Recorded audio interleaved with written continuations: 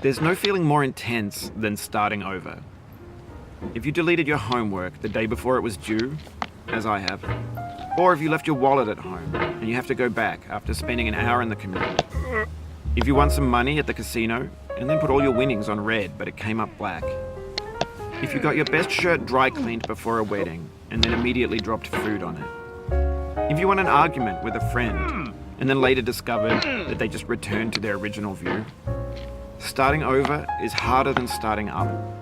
If you're not ready for that, like if you've already had a bad day, and what you're about to go through might be too much, feel free to go away and come back. I'll be here. Alright, thanks for coming with me on this trip. I'll understand if you have to take a break at any point. Just find a safe place to stop and quit the game. Don't worry, I'll save your progress, always, even your mistakes.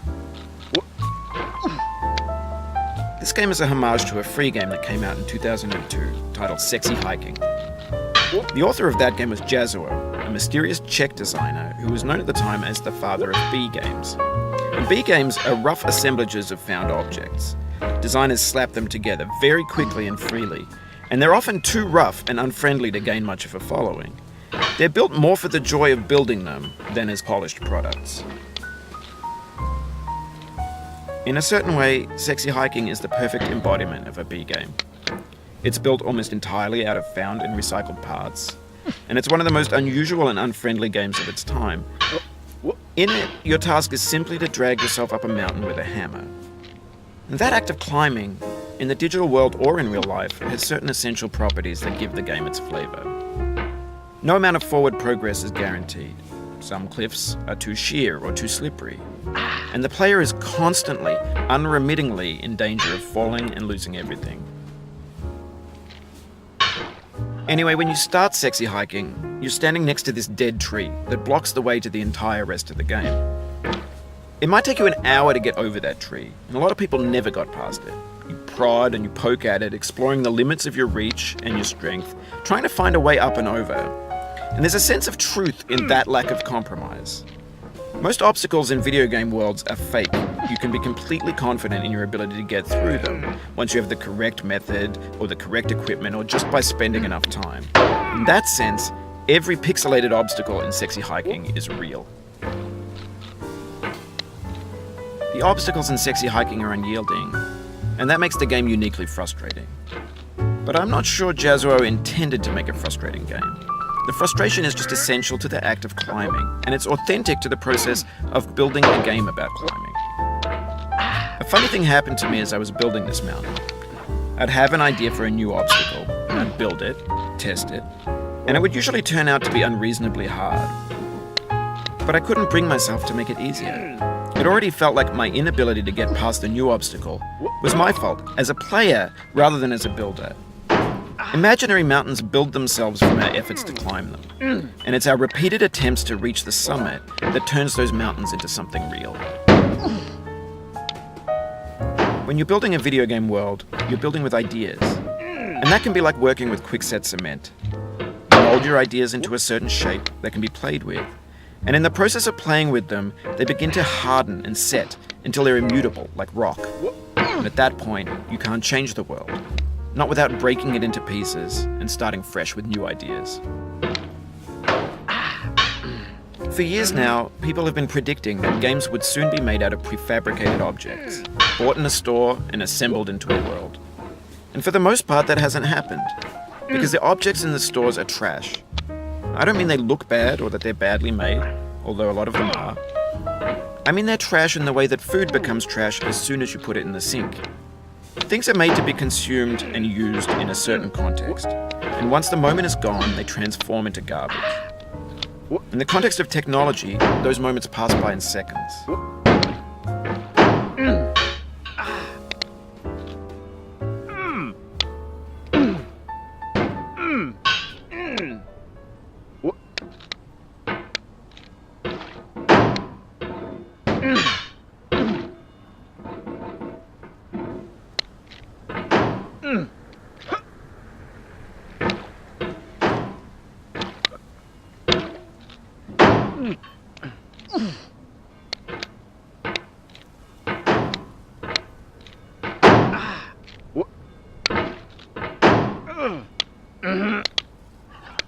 No.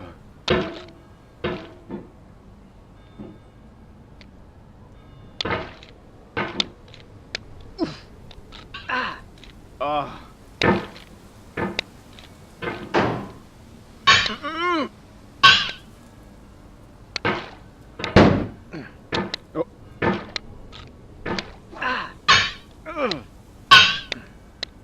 Oh.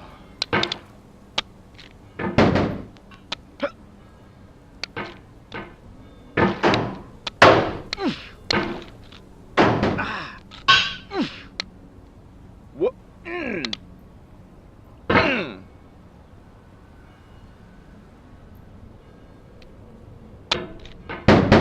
What? What? Oh. What?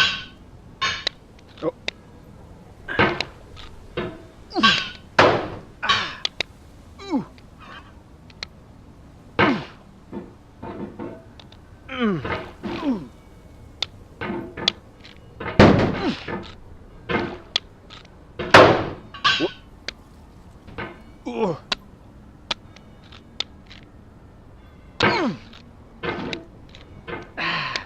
What? What?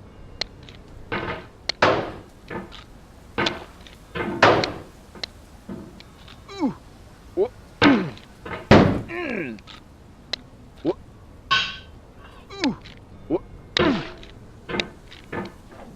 What? Oh.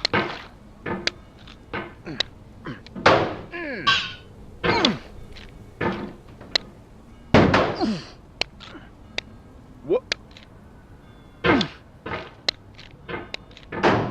What?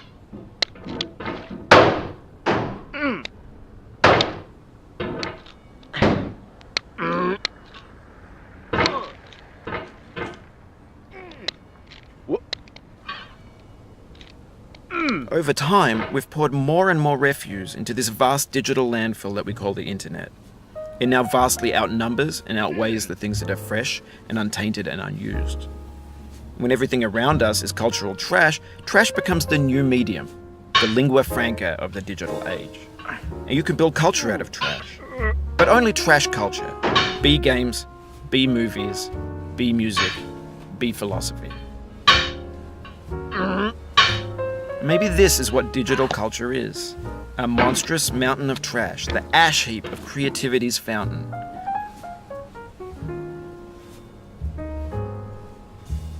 A landfill with everything we ever thought of in it. Grand, infinite, and unsorted. Oh.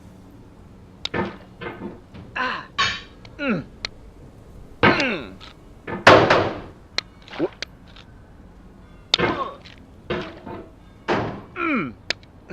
What?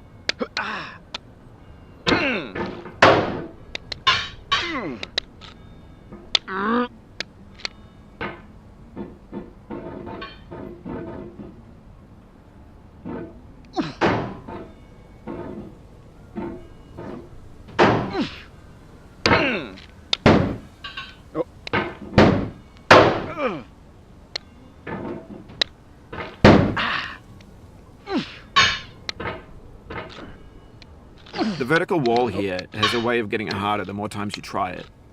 I think anger makes you swing the hammer harder, and that can push you away from the wall.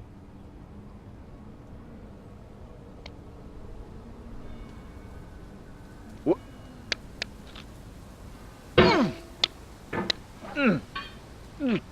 What?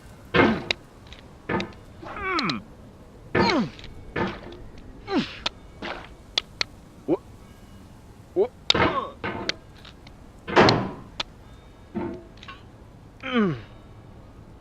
What?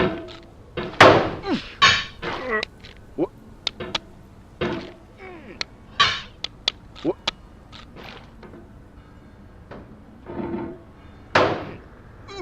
Oh.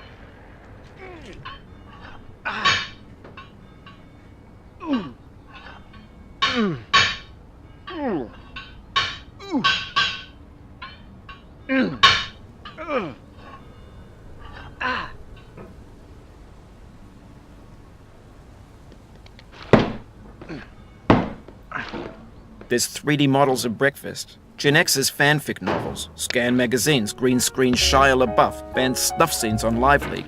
Facebook's got lifelike bots with unbranded adverts and candid shots of Kanye and Taylor Swift mashups, car crash epic failed GIFs, Russian dashcam vids, discussions of McRibs, discarded, forgotten, unrecycled, muddled, rotten, untitled.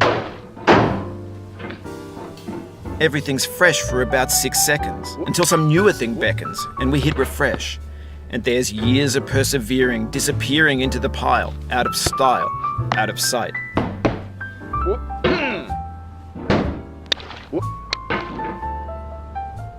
No. Oh, you just lost a lot of progress. That's a deep frustration, a real